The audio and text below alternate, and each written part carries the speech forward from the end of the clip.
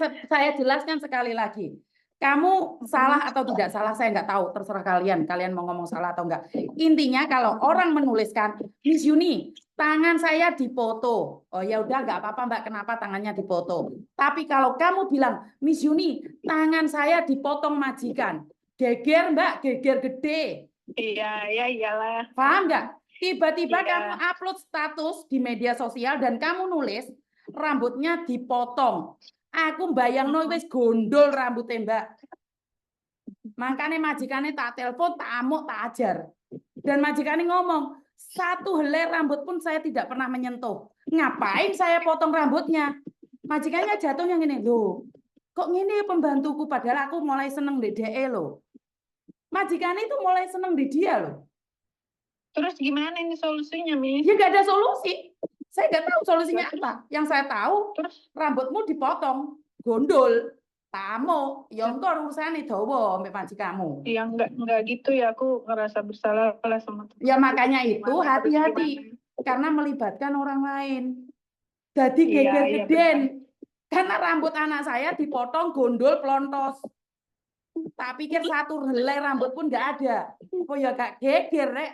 Iya, mungkin dengan cara ini apa ya, Mbaknya bisa terhubung sama Miss. Tapi nggak dengan cara viral kayak gini, Mbak. Wong Ya, ngene ra digoleki. Ya nggak tahu juga. Ya nggak apa-apa sih, bagus juga, bagus. Nah, tapi kenapa ya agent sentral kok padahal sering nelpon aku gini. Tapi kok ditanya nggak pernah ya? Karena mereka juga takut, Mbak. Kalau saya yang menghubungi gitu mereka, ya, mereka tuh nggak berani. Kenapa kamu nggak menghubungi saya? Oh, tak kira tuh. Karena kalau saya yang marah, kalau sampai kamu dianiaya, dengerin saya ngomong. Miss, maaf saya potong dulu. Maaf, Miss, karena saya ini udah jam kerja, jam 6, udah mau masak, jadi saya tinggal dulu. Iya udah nggak apa-apa. Iya Mbak. Ini intinya Mbak ini yang anaknya Miss, aku minta maaf ya. Pokoknya aku minta maaf lahir batin lah. Nggak ada niat apa-apalah aku itu. Pokoknya jangan benci aku ya. Aku juga enggak. Dan resikonya kamu dipecat itu aja buat Mbaknya itu. Buat Mbaknya. Resikonya dia mungkin malam ini dipecat atau enggak saya nggak tahu. Karena majikannya wis tak amuk, tak jeder. Tak tatap nek tembok ya. Ya iya. Jadi kamu karena beda jauh Mbak antara dipotong sama difoto. Wes, udah wes. Ya wes kamu kerja Dok. Oh ya aku kerja dulu, maaf ya Miss. Nggak apa-apa. Ya wes, oke bye-bye. Oke, buat kamu Mbak yang anak saya, siap-siap saja dengan segala resikonya. Mbak.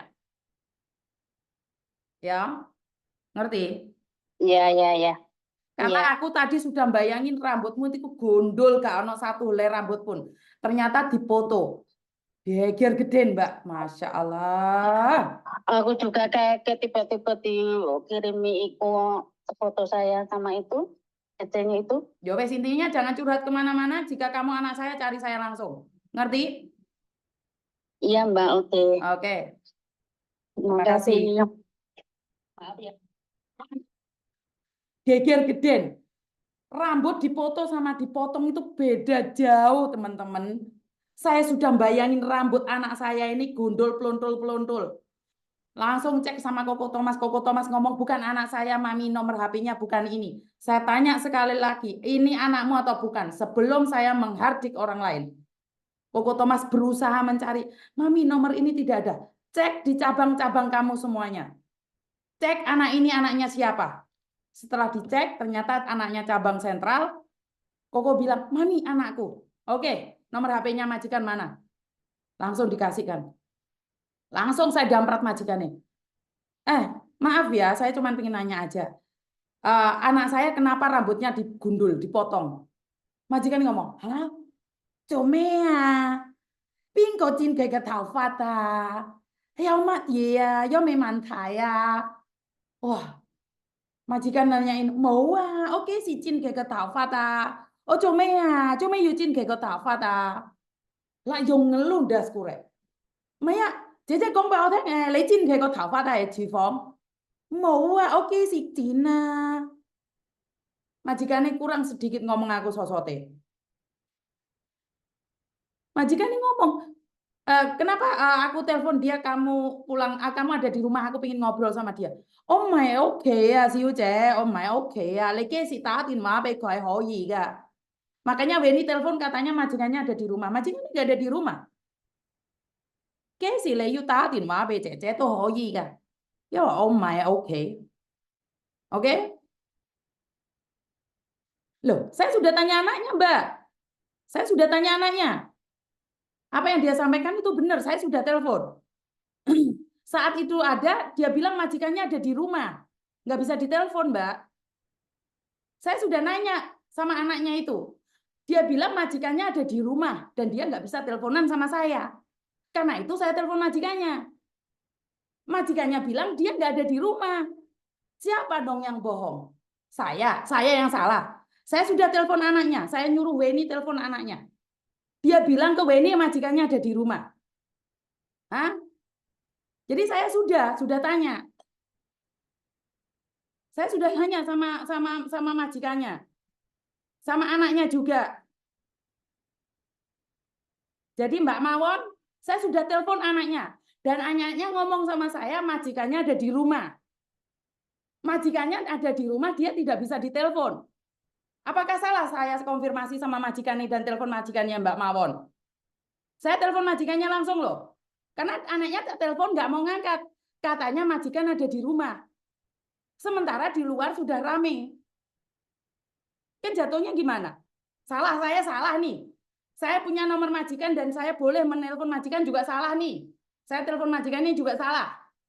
Karena nggak telepon anaknya. Saya sudah telepon anaknya loh. Anaknya bilang majikannya ada di rumah. Saya nyuruh Weni telepon loh. Ya, jadi saya sudah telepon anaknya. Kok saya yang jadinya salah ini? Saya konfirmasi apakah benar anak saya rambutnya dipotong salah.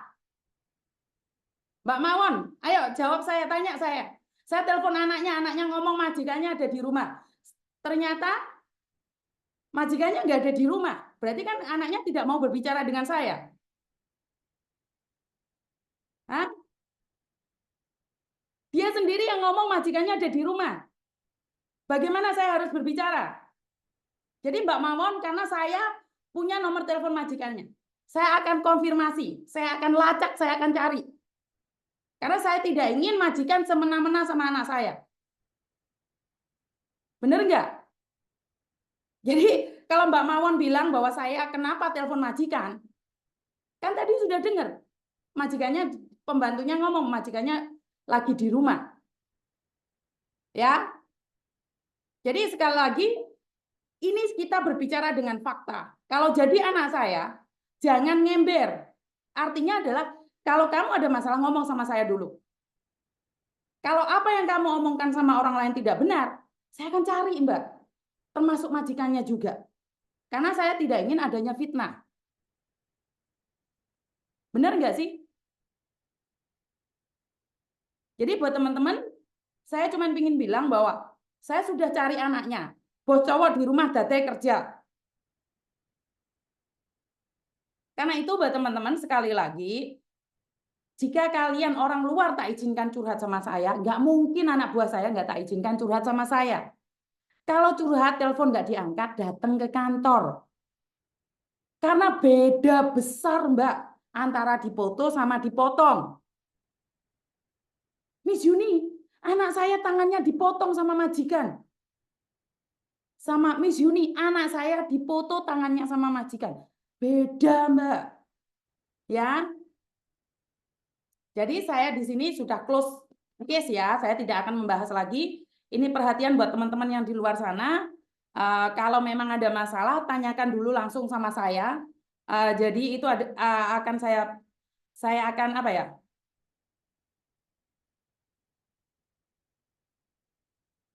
Jadi sekali lagi saya tidak ingin kalian salah paham. Bukan saya marah.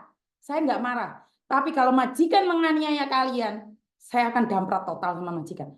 Makanya kalau kalian pingin ngomong sama saya ada dua pilihan. Apa maumu?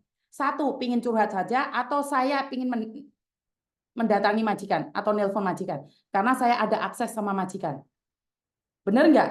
Jadi sekali lagi ini adalah apa ya? Jadi sekali lagi ini adalah apa ya? Bisa dikatakan adalah curhatan yang kurang benar. Sementara agentmu menerima curhatan, agentmu terserah kamu, tapi kamunya yang malah mencari penyakit di luar sana. Ya wes, saya nggak marah kok. Ini nada-nada dan gaya bicara saya, jangan diambil hati. Jadi buat teman-teman, intinya adalah jangan jatuhnya fitnah. Jika jatuhnya fitnah, malu sendiri kitanya. Jadi antara dipotong dan dipoto itu beda. Kalau dipotong itu ceklek, kalau dipoto itu ya foto. Ya wes, aku gak ingin bahas ini. Selanjutnya wes. Banyak lagi bahasan